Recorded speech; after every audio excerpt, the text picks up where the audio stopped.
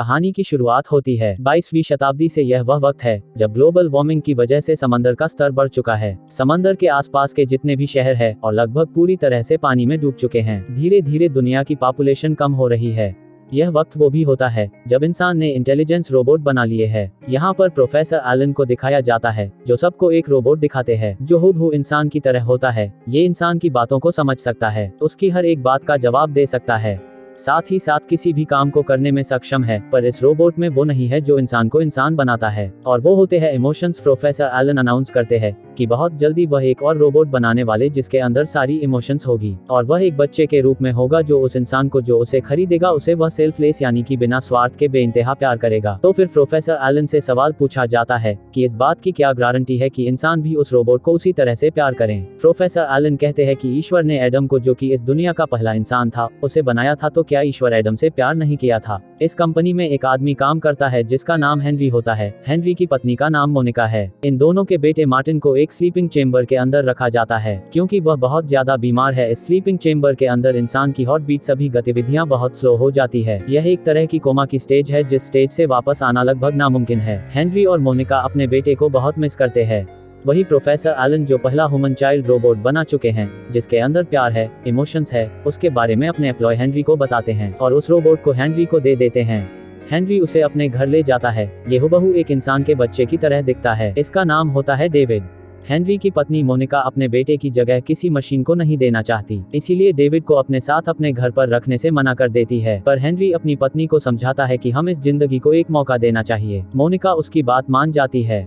Henry बताता है कि तुमको एक पासवर्ड बोलना होगा जिसको बोलने के बाद ही ये रोबोट तुम्हारा हो जाएगा, और इन फ्यूचर अगर तुम्हें रोबोट नहीं चाहिए तो तुम्हें हमारी कंपनी को उसे वापस करना होगा। वो इसे डिसमेंटल कर देंगे क्योंकि यह रोबोट एक बार किसी के साथ किसी के घर पर रहता है तो इसकी यादों में हमेशा के लिए वह लोग बस जाते हैं जिन्हें निकाला नहीं जा सकता। इसीलिए इस रोबोट को किसी और फैमिली को नहीं दिया जा सकता। मोनिका डेविड को अपनी फैमिली में रखने के लिए तो मान जाती है, पर वह उस पासवर्ड को नहीं बोलती जिस पासवर्ड को बोलने के बाद डेविड हमेशा के लिए उसका हो जाएगा। शुरू में मोनिका डेविड को पसंद नहीं करती, पर जैसे जैसे वक्त बीतता है उसका डेविड से लगाव बढ़ता ही चला जाता है। वो उसमें अपने बेटे को देखना शुरू कर देती है, और एक दिन जिस पासवर्ड को बोलने के बाद डेविड हमेशा के लिए उसका होगा, वो उसके सामने उस पासवर्ड को बोलती है, और जैसे ही वह पासवर्ड बोलती है डेविड उसे मोम बोलना शुरू कर देता है। डेविड के अंदर बहुत सारे इमोशंस आ जाते हैं। ऐसा लगता ही नहीं कि यह एक रोबोट है, ऐसा लगता है कि यह सच में मोनिका का बेटा है। और अब डेविड की वजह से मोनिका के घर में खुशियां वापस लौट आती है। वो डेविड को अपने बेटे की तरह ट्रीट करती है। डेविड भी अपनी मोम मोनिका से बहुत प्यार करता है। एक दिन वह मोनिका से पूछता है, मोम क्या तुम मर जाओगी? वह डेविड से कहती है ही हाँ, शायद 50 साल में और जीऊंगी। डेविड उसकी गोद में सर रखता है और कहता है कि मैं चाहता हूँ कि आप हमेशा जिंदा रहे, मैं तुमसे बहुत प्यार करता हूँ। मोनिका यह सुनकर इमोशनल हो जाती है और उसे अपने बेटे मार्टिन का एक टॉय देती है। यह एक टेडी बेयर है। यह सुपर टॉय है जो कि बात भी करता है, जिसका नाम टेडी होता है। टेडी और डेविड की दोस्ती हो जाती है। कुछ दिनों बाद मोनिका को कॉल आता है। उसे बताया जाता है कि उसका बेटा मार्टिन पूरी तरह से रिकवर हो चुका है। जल्दी वह मार्टिन को घर वापस ले आते हैं।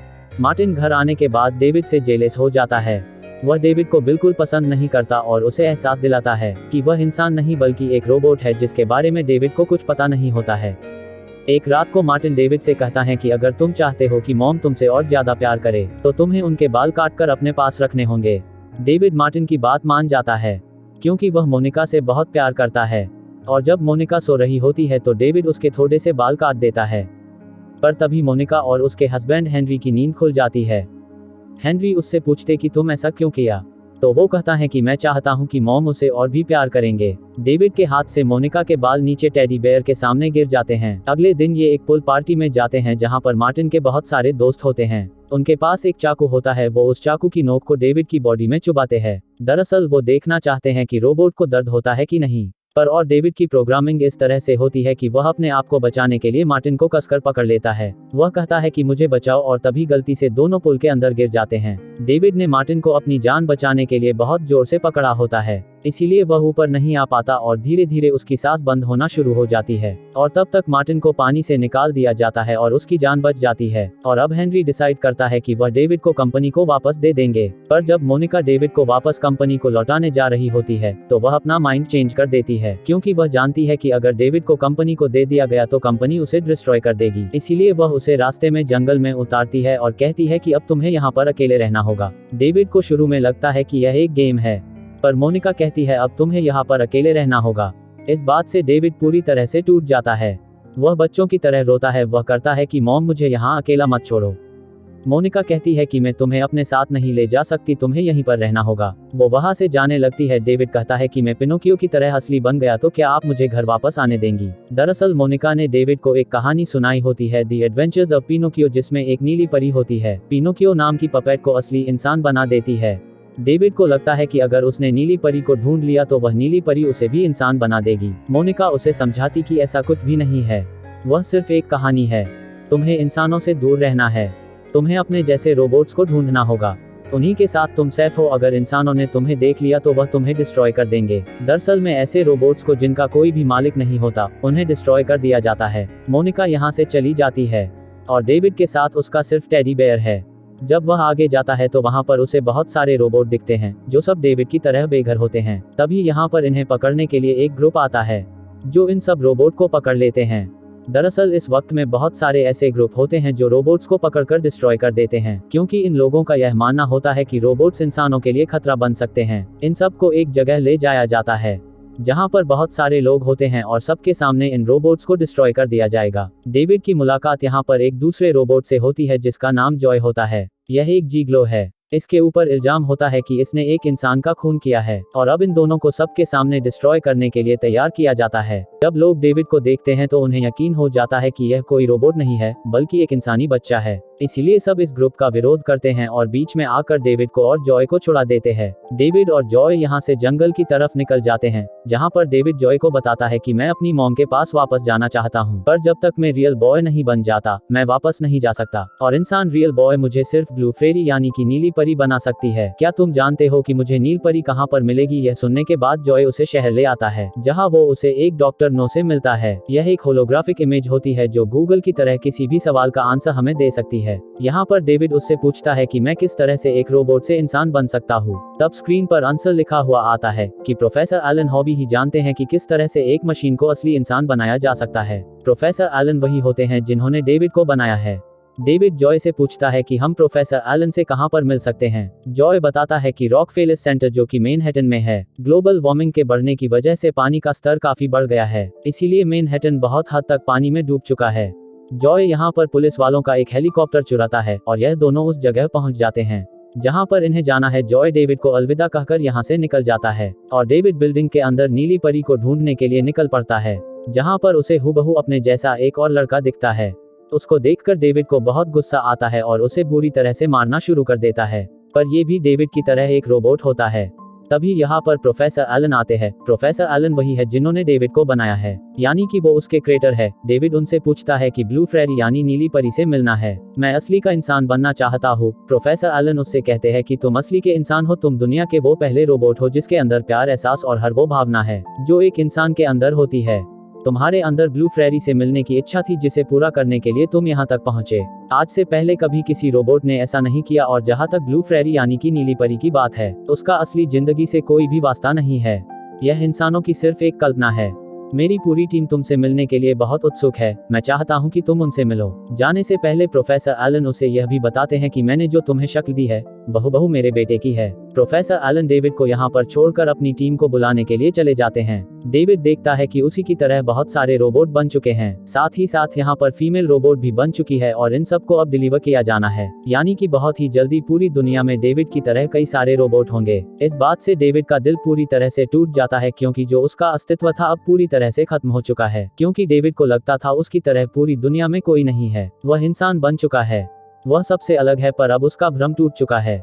उसे यकीन हो चुका है कि वह इंसान नहीं बन सकता और उसकी मॉम कभी उसे नहीं अपना आएगी। इसीलिए अपने आप को खत्म करने के लिए बिल्डिंग के कोने से पानी में कूद जाता है। जब वह पानी के अंदर जाता है तो देखता है कि पूरा का पूरा शहर पानी के अंदर डूबा हुआ है और तभी उसे कुछ ऐसा दिखता है जिससे उसकी आंखें खुली की खुली रह जाती है। और इससे पहले कि उसके पास जाता है, एक फंदा आकर उसे ऊपर खींच लेता है। जब डेविड ऊपर पहुंचता है तो देखता है कि वहां पर जॉय है। दरअसल जॉय ने उसे हेलीकॉप्टर से पानी में कूदते हुए देख लिया था, इसीलिए वो उसे बचा लेता है। डेविड उसे बताता है कि मैंने पानी में नीली परी यानी ब्लू फेरी को देखा है, मैं उसके पास जाना चाहता हूँ। जॉय उसे कहता है कि अगर तुम इंसान बनोगे तो मुझे हमेशा याद रखना, और तभी ऊपर एक ड्रोन आ जाता है। यह ड्रोन एक अधिकारियों का होता है जो जैसे रोबोट्स को पकड़ते हैं, जिनका कोई भी मालिक नहीं होता है। वह मैग्नेटिक पावर से जॉय को ऊपर खींचना शुरू करते हैं। पर इससे पहले कि जॉय ऊपर जाता, जॉय उस हेलीकॉप्टर को जो पानी में तैर रहा है उसे सबमरीन यानी कि पनडुब्बी मोड में सेट कर देता है। दरअसल यह एक एडवांस हेलीकॉप्टर है जो हवा में पानी में हर जगह चल सकता है। जॉय को ऊपर खींच लिया जाता है और डेविड अपने टेडी के साथ सबमरीन में बैठकर उस परी के सामने पहुंच जाता है। दरअसल यह एक स्टैचू होता है जो कि कूनी आइलैंड में है। जब यह जगह पानी के ऊपर थी तो इंसानों के एंटरटेनमेंट की सबसे बेहतरीन जगह थी। डेविड अपने टेडी के साथ हेलीकॉप्टर के अंदर बैठकर नीली परी को देख रहा होता है और तभी यहाँ पर एक बहुत बड़ी राइड, जिस राइड के ऊपर बैठकर कभी पूरे शहर को देखा जा सकता था, वो राइड इनके हेलीकॉप्टर के ऊपर आकर गिर जाती है। इनका हेलीकॉप्टर फंस जाता है, पर अब भी ये नीली परी को देख सकते हैं। डेविड को यकीन होता है कि यह नीली परी असली है।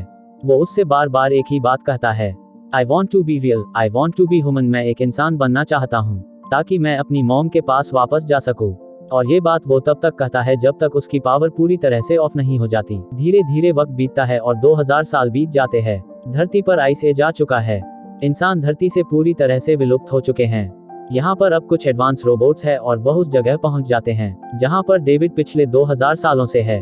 वह उसके सिर के पास हाथ लगाते हैं जिससे उसे पावर मिलती है और वह जाग जाता है। हेलीकॉप्टर से बाहर निकलने के बाद वह ब्लू फेरी यानी कि नीली परी के पास जाता है। जैसे ही वह उसे छूता है वह पूरी तरह से बिखर जाती है। जहाँ पर जो रोबोट होते, जिन्हें स्पेशलिस्ट कहा जाता है, उन्होंने कभी भी इंसानों को नहीं देखा है, इसीलिए यह डेविड को लेकर बहुत उत्सुक होते हैं क्योंकि यह इंसानों के बारे में जानना चाहते हैं। और जब ये डेविड की मेमोरी को रीड करते हैं तो इन्हें पता चलता है कि डेविड अपनी मॉम से बहुत प्यार करता है, उससे मिलना चाहता है। उसकी यादों में नीली परी भी होती है, इसीलिए एक रोबोट उसके सामने नीली परी बनकर आता है और डेविड को पूरी सच्चाई बताता है कि 2000 साल बीत चुके हैं, इंसान धरती से खत्म हो चुके हैं, तुम्हारी मॉम भी अब मर चुकी है, उन्हें वापस नहीं लाया जा सकता, पर हम तुम्हारी वक्त से दूसरे लोगों को वापस ला सकते हैं। इनका डीएनए या बॉडी सैंपल हमारे पास है।